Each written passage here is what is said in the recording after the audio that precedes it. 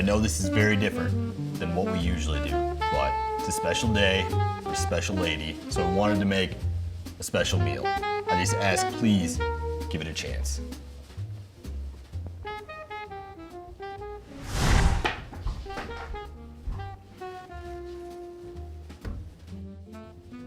You know, Yanni, Steve and Remy ate a coyote once. Dude, I remember. I was down there in Mexico watching them cook it for 5 hours and eat it. I wasn't there. We better watch this thing. What does a coyote taste like?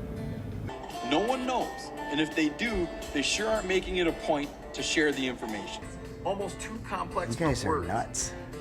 Oh, that doesn't even look good. Our coyote is as perfectly cooked. That's so Got a gross. little fur. I don't like that. You mean the way it looks? It looks Daddy good. said it tastes like it smells. Oh, no. Have you ever smelled one? You made sloppy joes of this? You can't make sloppy joes with this. Is this the most common way to cook coyote? You could easily eat a whole meal out of coyote. If someone's like, I don't like coyote, I think they have to try it. Yeah, it's good, man. You're so full, Remy. I know. I don't buy it. I don't buy it. I think you were just probably doing that for television. Two things, Spencer, that I forgot from being down there is one, how much of the coyote they actually ate, and then two, how much they liked it.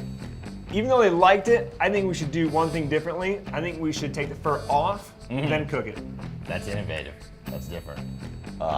Commenters agree with you, and they're pretty brutal. This person has the same question I do. This video makes me wonder, would Steve eat Remy out of necessity? After all, meat is meat. I think the answer is yes. He's talked about it enough that in dire circumstances, too much. Yeah. What about you? Is this show gonna have a cannibalism episode? Not season one. Ate my pet poodle after watching this. Got 77 likes. Well, that's gross.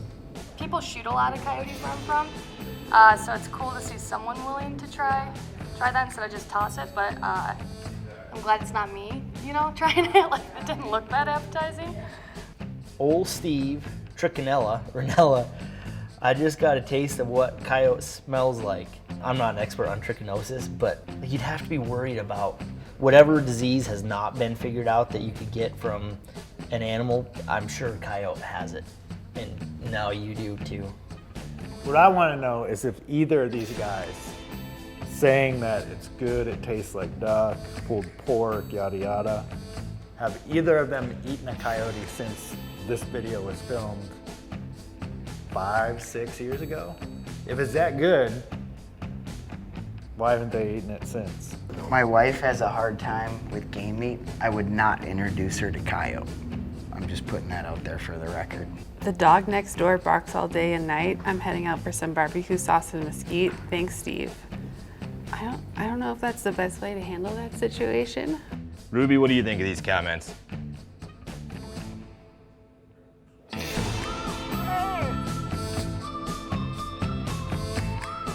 Despite being a close relative of man's best friend, coyotes don't get much love at all.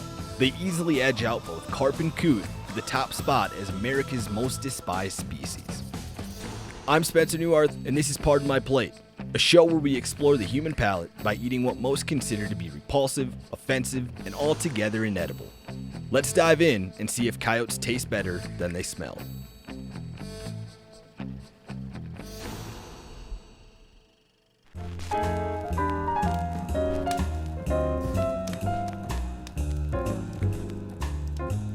So here's the deal with coyotes. Americans hate them. And I mean really, really hate them. It's a kind of loathing that goes back more generations than we can count, and with each new cohort of hunters comes a new intolerance for the coyote. It's understandable. At a basic level, the Canis latrans, or coyote, is our greatest competition in the animal kingdom for the meat we like to eat. They rob ranchers of calves, shepherds of sheep, farmers of chickens, upland hunters of pheasants, whitetail hunters of deer, waterfowl hunters of ducks, small game hunters of rabbits, and so much more.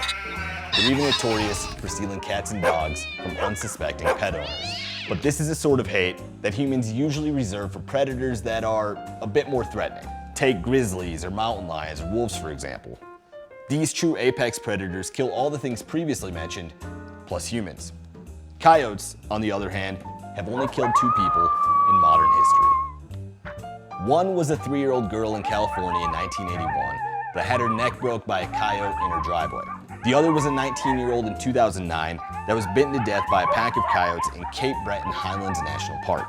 Fatal attacks like these are incredibly rare. To put it in context, snails kill about 20,000 people a year, but they're not met with the same vengeance of kill all snails like coyotes are.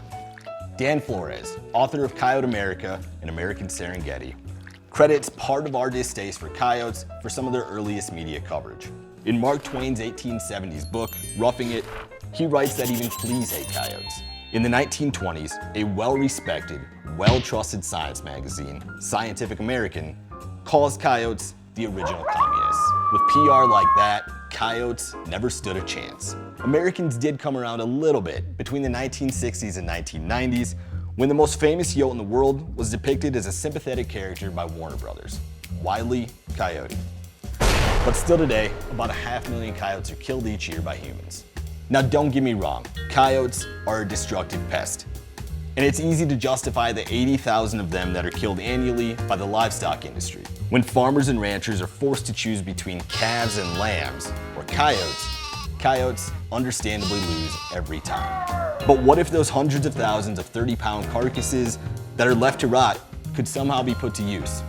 We know coyotes have damn fine pelts, but what about all that red meat underneath? I suspect that they don't taste as bad as what we've been led to believe. If you look at their diet as opportunists, it's eerily similar to some of our other favorite game animals. They eat rabbits, squirrels, fish, frogs, and livestock, just like bears. They also consume lots of insects, reptiles, grass, grain, and fruit, just like turkeys. Now, I'm not saying this is going to taste like some Thanksgiving monstrosity of a bear stuffed inside a turkey, but I don't think it can be all that bad. To help me find out, I'm calling on MeatEater Hunts host Janis Putelis to help me cook the hams of a coyote that I shot last winter. Let's find out if they taste as bad as they often smell, or if our noses have been led astray.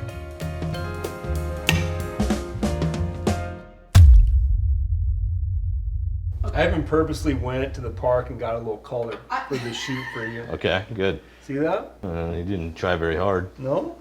Janis, I got this coyote ham. It's from a couple winters ago. We're gonna eat this thing, but like, what are your expectations? Can I tell you that I've already had a little bite of a coyote ham once when I was in Mexico with Steve and Revy, and we cooked one. But it's been so long and I had so little of it that it's kind of behind me and I'm coming at it with a fresh palate. I'm like optimistic that this will taste good because this was a young female before the coyote rut. Had like no odor, like as good as you could ask for. Like you could press your nose up against her and you're just like, eh. See, I haven't killed that many coyotes. Is that like a thing where you pick up a coyote sometimes and it's got like a really bad stink? Like imagine the worst dog you've ever smelled. Just like wet, like they rolled in something, pissing on their legs. That's what a lot of coyotes smell like. But this young female like didn't have any of that odor. Okay. So that's why I'm like optimistic. A big reason I'd be optimistic is like when you separate this from that and like a stinky, whole coyote in the field. Just show this to somebody and you say, smell it. There's no smell to it. It doesn't smell bad. You haven't done anything to this? Nothing. There's almost a, there's a herby, like a, You don't smell that? Smell it. Do you guys want to smell it? Good. Seth, go smell it. Describe it. Describe the smell. Like it was seasoned with something. Right? And you didn't touch it. Rather than just like Nothing, no. plain meat. I smell like meat that came out of the freezer, I think. But I think that's a good thing. You right? nailed it. That's what it is. Meat that came out of the freezer. I think that's a good thing though. Best case scenario, I think we're gonna eat it and not know it's coyote. I think that's like the ideal thing that could happen. I don't know that's gonna be the case, but I think that's best case scenario. Worst case scenario is we do know it's coyote. It tastes really bad, and we also get sick. So bad that you gotta just spit it out. Yeah, like you've gotten sick before. with trichinosis. Yeah. Probably the worst part for me, because like, if someone hadn't told me I had trichinosis, I would have just thought I had a bad fever for 3 or 4 days and had like achy muscles and whatever. But then when you read the description of how you open up the cysts with your digestive juices in your stomach, and then there's a little party in there that makes more parasites, more little worms, and then they migrate through your vascular system and out into your major muscles, and that's what gives you that soreness a month later. It kind of gives you the heebie-jeebies. If we mess this up, right, like this could ruin the rest of our summer. Or we just gotta cook it thoroughly. Yeah. But like, what do you think we should do to it once she's ready to cook? I'm thinking like basically try to replicate a French dip. It'll be dressed up and should taste good. Yeah. But it won't be so overly like, you know, changed in flavor like if we made a curry out of it. Yeah. Where it doesn't matter if it was venison or your house cat, you just wouldn't know. Yeah, we could just like, we could lace this thing with barbecue sauce and it would be a success. But that's like not really the point. Yeah, exactly. We don't want to eat like something in Sweet Baby Ray's. And like a French dip is like, this would be like a good meal, but in reality, it's like 3 or 4 ingredients beyond this. Yeah, super simple. Not a whole lot. Yeah. Just trim it up a little bit. Don't go overboard. You know, a lot of times with wild game, people say that like, the fat can kind of house the worst flavors if they are there. Smelling that piece of meat, I don't really expect it to have too many bad flavors in there. Right. I think we treat this as though we would the ham off a deer. Right. So like some trimming, some seasoning, and just let it go in the crock pot for how long you think? Like 6-8 hours? Young animal like this, I doubt it takes that long. Probably be done in 4, but yeah. If you're gonna try it at home, give yourself 6 to 8 hours. Okay, so then why would we do 4 if you're telling the folks at home to do like 6 No. or 8? I'm saying give yourself, as in if it's not done in 4, Okay. you still have, you know, another 2 to 4 hours I until gotcha. you're gonna serve it. I gotcha. And that's the reason you don't have to go overboard on the trimming either, is that much time in a slow cooker, all of these connective tissues and everything is gonna melt away. Right. Be honest, this is the perfect tool for the job. Tell folks where they could find one of these. TheMeatEater.com. That's TheMeatEater.com. The best part about it is it's the orange grippy handle. Boy, that is a nice orange grippy A handle. little grip there. So now let's season it and then sear it. Where's the seasoning at? Did you bring it? Oh, son Are you kidding me? Can I have my 9-year-old drive home and get it?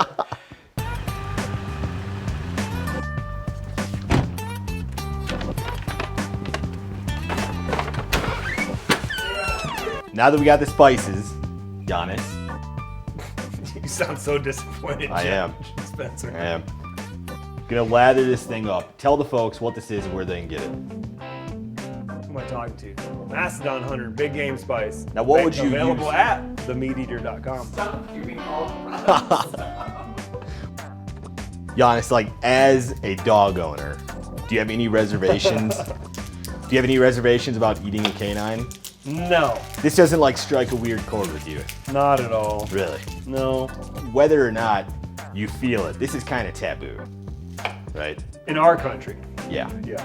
Feels like it. Like we're doing something a Yeah, if you little, can a little make a bit wrong. connection between a black lab and that coyote, then it definitely feels a little wrong. But Yep. again, when I look at that piece of meat, I don't feel anything wrong about it. All right, let's get this thing seared. But the most important part, the next step, if you ever want to do some TV making, now's the time when you go, camera people, we're gonna light the stove. And they're all gonna wanna congregate around that, turn the stove on and off 3 or 4 times until they get just the right shot of that blue flame popping underneath that Okay. cast iron skillet. Then they'll let you sear your meat.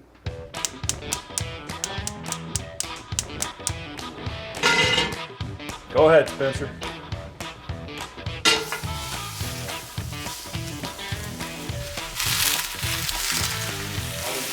Oh, look at that. That is nice. Spencer, I think she's all seared up and ready for the slow cooker. All right, slow cooker is ready for you. Expectations at this point, like it smells good, it looks good, like good color, good texture. I'm confident. Oh, Still me, there. me too. I'm not even cautiously optimistic. I'm just optimistic at this point. Good. Ooh, that's a good pour. I feel like that's real aesthetic. And some flair. So as soon as it gets up to temp, we'll turn it down to low. I say we just set a timer for 4 hours, come back and check it. And then if it's, pulling apart, falling off the bone, we'll eat. If not, we'll give it a little more time. I'm looking forward to it. Although my memories of the hot temperature, of the hotness of the dog meat are coming back to me. Yep. All right, I won't argue about You won't? the superstitious temperature changing coyote meat. I'm not worried about how it's going to taste. I'm more worried about that. That where I'm going to eat a whole sandwich of it and I'm going to feel like I'm, flushed or feverish. All right, well, we're backwards there. I'm worried about taste, not if it's going to make me cold or warm. We're going to be back in 4 to 8 hours.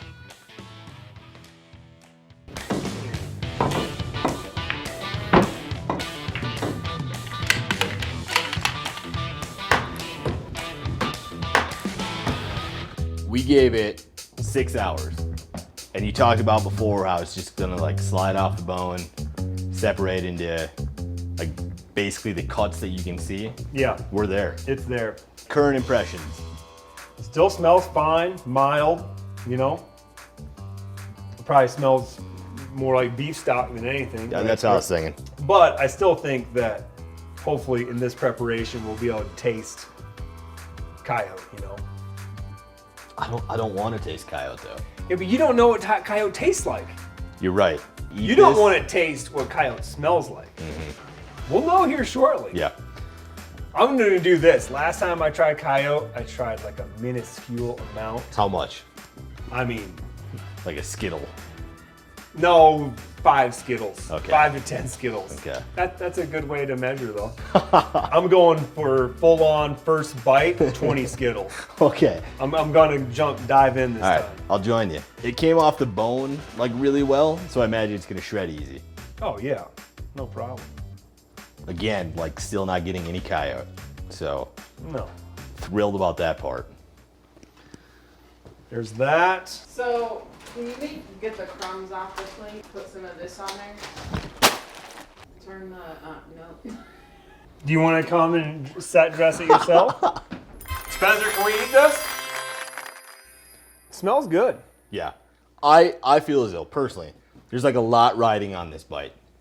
I think coyote hunting is like sinfully fun. Like I would take a successful coyote hunt over a successful turkey hunt, over a successful duck hunt. Like I think it is that satisfying to call one in Really? and fool them. Yeah. See, I've only killed a couple. Oh, if this does like taste good, it just like adds something extra to those coyote hunts that wasn't there before. Is that 20 Skittles?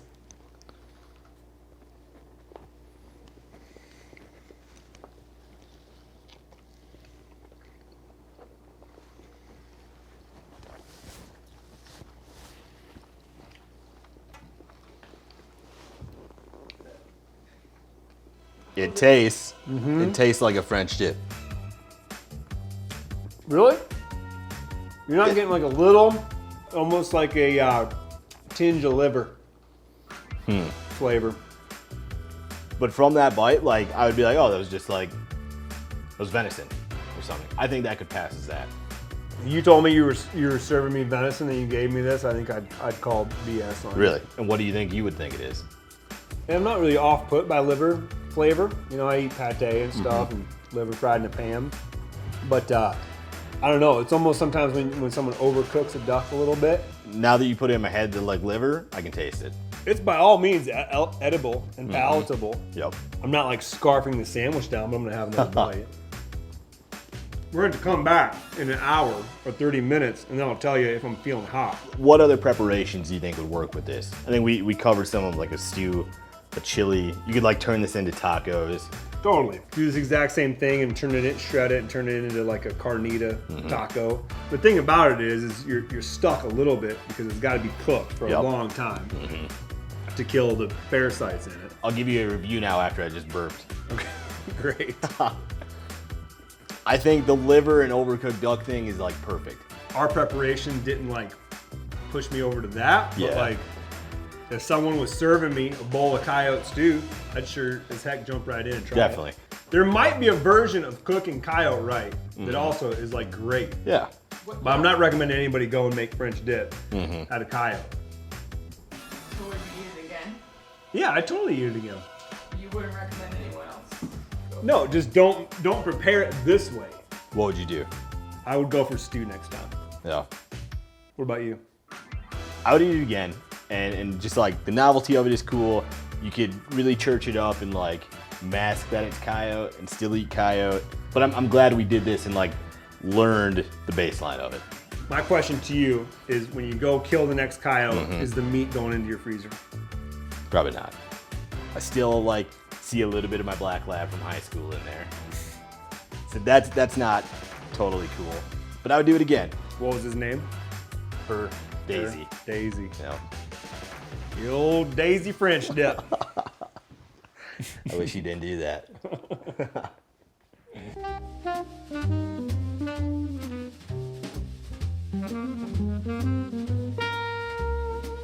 Pardon my plate, but coyote is okay. Just okay.